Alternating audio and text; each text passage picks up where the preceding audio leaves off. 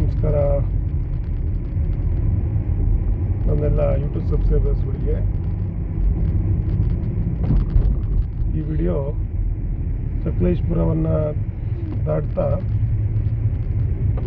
ಏನು ಮೂಡಿಗೆರೆಗೆ ತಿರುಗ್ತೇವೆ ಬಲಭಾಗಕ್ಕೆ, ಅಲ್ಲಿಂದ ಮುಂದಕ್ಕೆ ಆಗ್ತಿರುವಂಥ ಕೆಲಸಗಳ ಬಗ್ಗೆ ಮಾಹಿತಿ.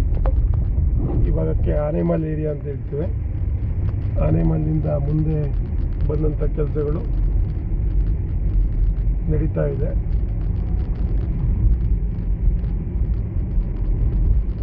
ನೀವು ನೋಡ್ಬೋದು, ಈಗ ಸ್ವಲ್ಪ ಕೆಲಸಗಳು ಆಗಿದೆ. ಆದರೆ ಮುಂದೆ ಕೆಲಸವನ್ನು ವೇಗವಾಗಿ ಮಾಡೋದಕ್ಕೋಸ್ಕರ ಅಂತೇಳಿ ಮಾಡ್ತಾ ಇದ್ದಾರೆ.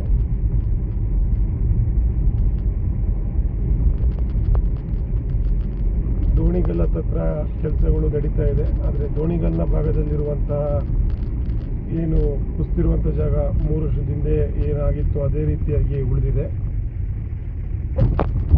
ಈಗ ನೀವು ನೋಡ್ಬೋದು, ಬಲಭಾಗದಲ್ಲಿ ರಸ್ತೆಯನ್ನು ಒಂದು ಭಾಗದಲ್ಲಿ ಹಾಕುವಂಥ ಕೆಲಸವನ್ನು ಮಾಡಿದ್ದಾರೆ. ಅದು ದೋಣಿಗಲ್ನವರೆಗೆ ಕನೆಕ್ಟಿವಿಟಿ ಕೊಡುವಂಥ ಕೆಲಸ ಆಗಿದೆ.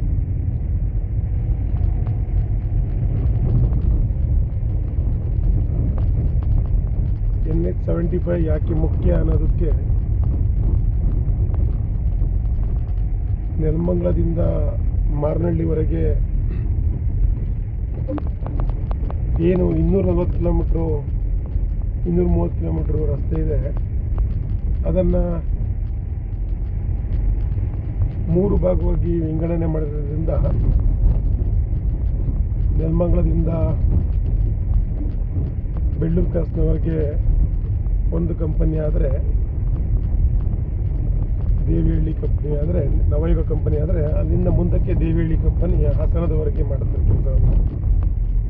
ಅಲ್ಲಿಂದ ಮುಂದಕ್ಕೆ ಇದನ್ನು ಐಸೋಲೆಕ್ಸ್ ಕಂಪನಿಗೆ ಕೊಟ್ಟ ನಂತರ ಅವರು ಕೆಲಸವನ್ನು ಮಾಡದೆ ರಾಜ್ಕಮಲ್ ಕಂಪನಿಗೆ ಹ್ಯಾಂಡ್ ಓವರ್ ಮಾಡಿ ಹೋಗ್ತಾರೆ. ಅದಾದ ನಂತರ ಈಗ ಚವಲ್ಗೆರೆಯಲ್ಲಿ ಕೂಡ ಟೋಲ್ನ ಓಪನ್ ಮಾಡ್ತಾರೆ. ನಾವು ಇವಾಗ ನೆಲಮಂಗಲದಿಂದ ಮಾರನಹಳ್ಳಿಯವರೆಗೆ 5 ಟೋಲ್ಗಳನ್ನು ಕಟ್ತಾ ಇದ್ದೇವೆ. ಇದು ದೋಣಿಗಲ್ ಭಾಗವಾಗಿರುತ್ತೆ. ಮಂಜರಾಬಾದ್ ಫೋರ್ಟಿನ ಸರ್ಕಲ್ ಇದು. ನೀವಿಲ್ಲಿ ನೋಡ್ಬೋದು, ಎಡಭಾಗಕ್ಕೆ ತಿರುಗಿದ್ರೆ ನಮಗಿದು ಕೊಡ್ಲಿಪೇಟೆ, ಸೋಮವಾರಪೇಟೆ, ಇದು ಮಡಿಕೇರಿಗೆ ಹೋಗುವಂಥ ಜಾಗ. ಆದರೆ ನಾವು ಬಲಭಾಗಕ್ಕೆ ತಿರುಗಿದ್ರೆ ಇದು ಮಂಗಳೂರಿಗೆ ಹೋಗುವಂಥ ಜಾಗ. ಕುಕ್ಕೆ ಸುಬ್ರಹ್ಮಣ್ಯ ಮತ್ತು ಧರ್ಮಸ್ಥಳ ಈ ಭಾಗಕ್ಕೆ ಹೋಗುವಂಥ ಜಾಗ. ನೋಡಿ, ಈ ಭಾಗಗಳಲ್ಲಿ ರಾತ್ರಿ ಹೊತ್ತು ಲಾರಿಗಳು ಈ ಥರ ಕೆಟ್ಟು ನಿಂತರೆ ಒಂದೇ ವೆಹಿಕಲ್ ಪಾಸ್ ಆಗುವಂತಹ ಕೆಲಸ ಆಗಿರುತ್ತೆ. ಇದು 2022ರಲ್ಲಿ ಏನು ಅತಿ ಹೆಚ್ಚಾಗಿ ಮಳೆ ಬಂದು ಮತ್ತೆ 19ರಲ್ಲಿ ಒಮ್ಮೆ ಕುಸಿದಿದ್ದಂಥ ಜಾಗ, 2022ರಲ್ಲಿ ಮಣ್ಣನ್ನು ಹೊಡೆದು ರೆಡಿ ಮಾಡ್ತಿರುವಂಥ ಟೈಮಲ್ಲಿ ಕುಸಿದಿರುವಂಥ ಜಾಗ. ಇದು ಇದೇ ರೀತಿ ನೆನೆಗುದಿಗೆ ಬಿದ್ದಿದೆ. ಯಾವುದೇ ರೀತಿಯ ಕೆಲಸಗಳು ಆಗ್ತಾ ಇಲ್ಲ ಇಲ್ಲಿ. ಇದು ಬಾಕಿಯಾಗಿಯೇ ಉಳಿದಿದೆ. ಆದರೆ ಇಲ್ಲಿಂದ ಮುಂದಕ್ಕೆ ಕೆಲಸಗಳನ್ನು ಮಾಡುವಂಥ ಕೆಲಸವನ್ನು ಮಾಡ್ತಾ ಇದ್ದಾರೆ. ಇದು ಹಳೆ ರಸ್ತೆಯಲ್ಲಿ ನಾವು ಹೋಗ್ತಿದ್ದೇವೆ. ಇದರಿಂದ ಮುಂದಕ್ಕೆ ಕಾಮಗಾರಿಯನ್ನು ಮಾಡ್ತಿರುವಂಥ ಕೆಲಸವನ್ನು ಮಾಡ್ತಾ ಇದ್ದಾರೆ.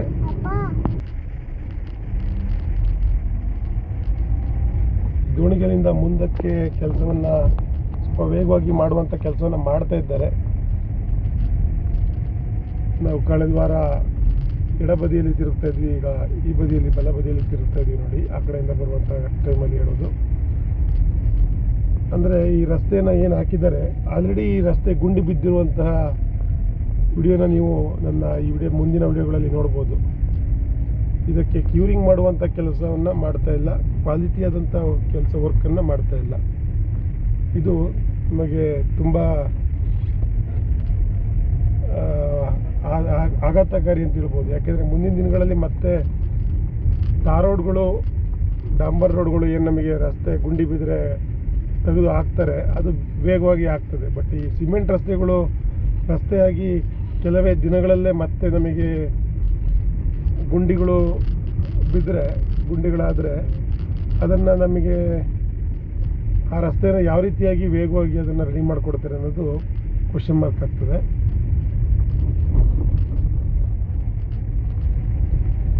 ಇಲ್ಲಿಂದ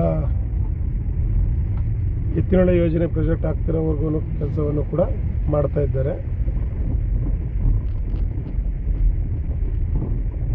ಈ ವಿಡಿಯೋ ಈ ಫೆಬ್ರವರಿ ತಿಂಗಳು 2024ನೇ ಇಸ್ವಿಯಲ್ಲಿ ಮಾಡ್ತಿರುವಂಥ ವಿಡಿಯೋ, 2ನೇ ವಾರದಲ್ಲಿ ಮಾಡ್ತಿರುವಂಥ ವಿಡಿಯೋ.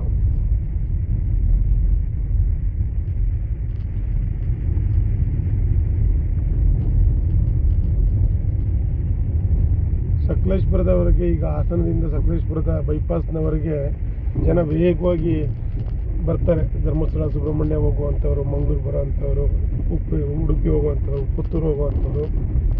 ಆದರೆ ಈ ಸಕಲೇಶ್ಪುರದ ಬೈಪಾಸ್ನಿಂದ ಕೇವಲ 8-10 ಕಿಲೋಮೀಟರ್ ರಸ್ತೆ ಏನಿದೆ, ಆ 10 ಕಿಲೋಮೀಟರ್ ರಸ್ತೆ ಹೋಗಲಿಕ್ಕೆ ಎಲ್ಲರೂ ಕೂಡ ಹೈರಾಣಾಗಿ ಹೋಗಿದ್ದಾರೆ. ಈಗ ಆ ರೀತಿಯಾದಂತಹ ಒಂದು ಅನುಭವ ನಾವು ಇಲ್ಲಿ ನಮಗೆ ಆಗ್ತದೆ.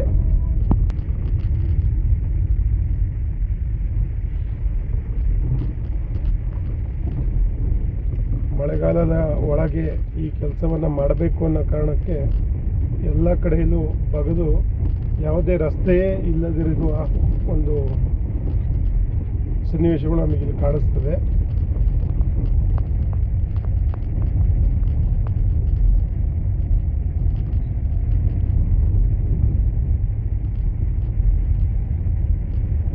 ನೀವು ನೋಡ್ಬೋದು, ಎಡಭಾಗದಲ್ಲಿ ನಾವು ಹೋಗ್ತಾ ಇದ್ವಿ. ಈಗ ಅಲ್ಲಿಗೆಲ್ಲ ಮಣ್ಣನ್ನು ತುಂಬುವಂಥ ಕೆಲಸ ಮಾಡಿ ಈ ನೇರವಾದ ರಸ್ತೆಯನ್ನು ಇಲ್ಲಿ ಮಾಡಿದ್ದಾರೆ.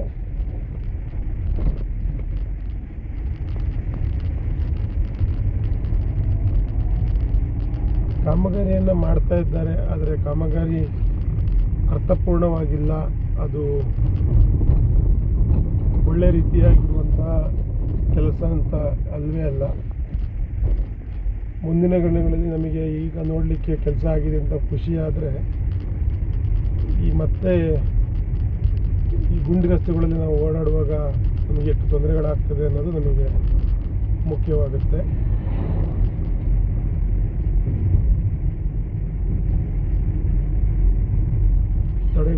ಕಟ್ಟುವಂಥದ್ದು ನೋಡಿದರೆ ನೋಡಿ, ಇದು ತಡೆಗೋಡೆ. ಅದಿರುವಂಥದ್ದು 60 ಅಡಿ ಎತ್ತರ ಇರುವಂತಹ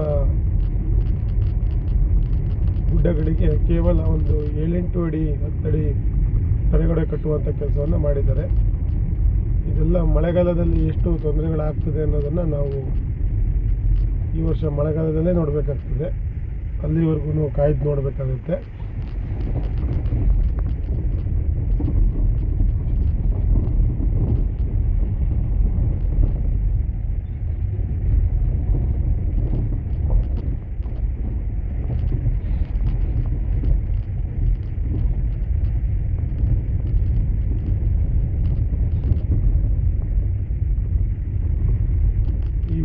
ನಾನು ಇಲ್ಲಿ ಏನು ಎತ್ತಿನಹೊಳೆ ಯೋಜನೆ ಪ್ರಾಜೆಕ್ಟ್ ಆಗ್ತಾಯಿದೆ, ಕೆಸ್ಕನಹಳ್ಳಿ ಪ್ಲಾಂಟ್ ಹತ್ರ, ಅಲ್ಲಿವರೆಗೆ ತೋರಿಸ್ತೇನೆ ನೋಡಿ. ಧೂಳುಮಯವಾಗಿರುವಂಥ ರಸ್ತೆಯಾಗಿದೆ ಈಗ.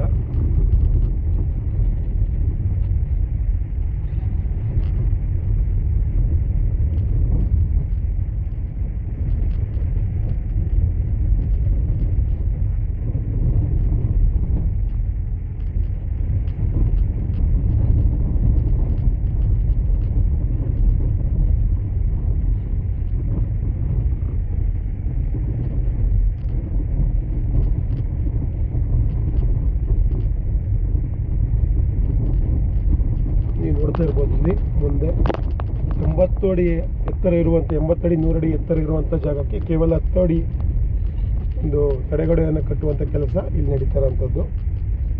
ಇದು ಮುಂದಿನ ದಿನ ಮಳೆಗಾಲಗಳಲ್ಲಿ ಯಾವ ರೀತಿಯ ತೊಂದರೆಗಳು ನಮಗೆ ಆಗ್ತದೆ ಅಂತ ನಾವು ಮುಂದಿನ ಮಳೆಗಾಲದಲ್ಲೇ ನೋಡಬೇಕಾಗ್ತದೆ. ನಾನು ಈಗ ಹೇಳುವಾಗೆ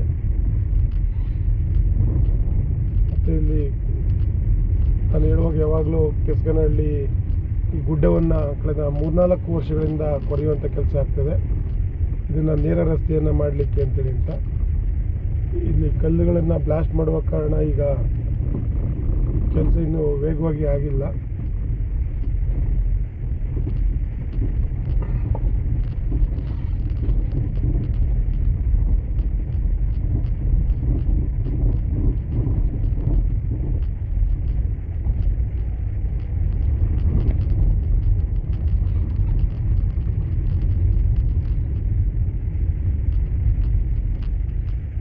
ಏನು ಹೇಳ್ತಾ ಇದ್ದೆ, ಇದು ವಿಶ್ವೇಶ್ವರಯ್ಯ ಜಲ ನಿಗಮ ನಿಯಮಿತ ಎತ್ತಿನೊಳೆ ಕುಡಿಯುವ ನೀರಿನ ಘಟಕ. ಈ ಪ್ರಾಜೆಕ್ಟ್ ಇದು ಎತ್ತಿನೊಳೆ ಪ್ರಾಜೆಕ್ಟ್. ಇದು ಅವರುಗಳ ತೊಂದರೆಯೂ ಕೂಡ ಈ ರಸ್ತೆಗೆ ಸ್ವಲ್ಪ ಇದೆ.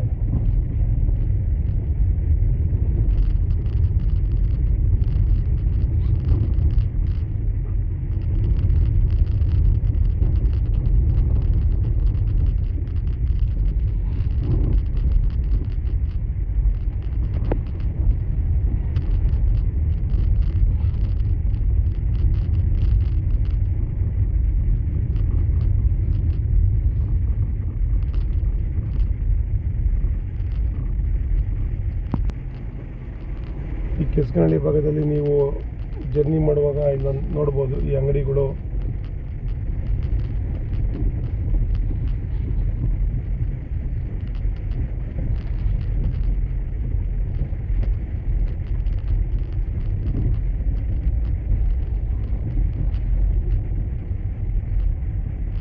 ನಾವು ಇವಾಗ ನೋಡುವಾಗ ಅತಿ ಹೆಚ್ಚು ಇಟ್ಯಾಚಿಗಳು ಮತ್ತು ಲಾರಿಗಳು ಕಾಣಿಸ್ತಾ ಇದ್ದಾವೆ. ಸ್ವಲ್ಪ ವೇಗವಾದಂಥ ಕೆಲಸವನ್ನು ಮಾಡುವಂಥ ಕೆಲಸನ ಮಾಡ್ತಾ ಇದ್ದಾರೆ.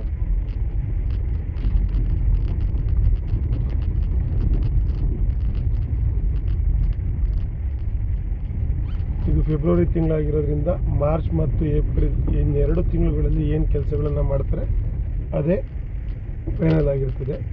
ಇಲ್ಲಿ ನೋಡ್ಬೋದು, ಕಳೆದ ವರ್ಷ ಇದೆಲ್ಲ ಲ್ಯಾಂಡ್ ಸ್ಲೈಡ್ ಆಗಿರುವಂಥ ಜಾಗ. ಆ ಜಾಗವನ್ನು ಮತ್ತೆ ಮಣ್ಣನ್ನೆಲ್ಲ ತೆಗೆಯುವಂಥ ಕೆಲಸ ಮಾಡಿ ಅದಕ್ಕೆ ತಡೆಗೋಡೆ ಕಟ್ಟುವಂಥ ಕೆಲಸವನ್ನು ಮಾಡ್ತಾ ಇದ್ದಾರೆ.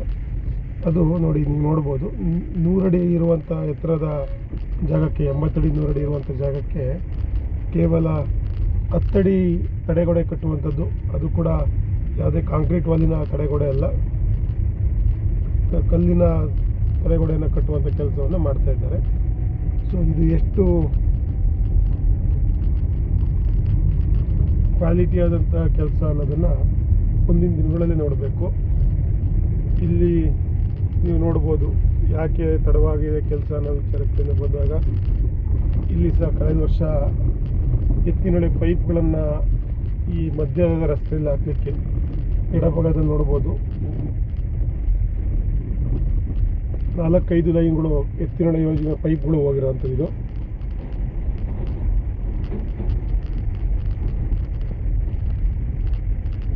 ಇದು ಸಕಲೇಶ್ಪುರದಿಂದ ಬಿಟ್ಟು ದೋಣಿಗಲಾಗಿ ಕೆಸ್ಗನಹಳ್ಳಿವರೆಗೆ ಮಾಡಿರುವಂಥ ವಿಡಿಯೋ. ಮುಂದಿನ ವಿಡಿಯೋದಲ್ಲಿ ಇಲ್ಲಿಂದ ಮಾರನಹಳ್ಳಿವರೆಗೆ ಏನು ಕೆಲಸ ಆಗಿದೆ ಅನ್ನೋದ್ರ ಬಗ್ಗೆ ಮಾಹಿತಿಯನ್ನು ಕೊಡ್ತೇನೆ. ಧನ್ಯವಾದಗಳು. Thank you.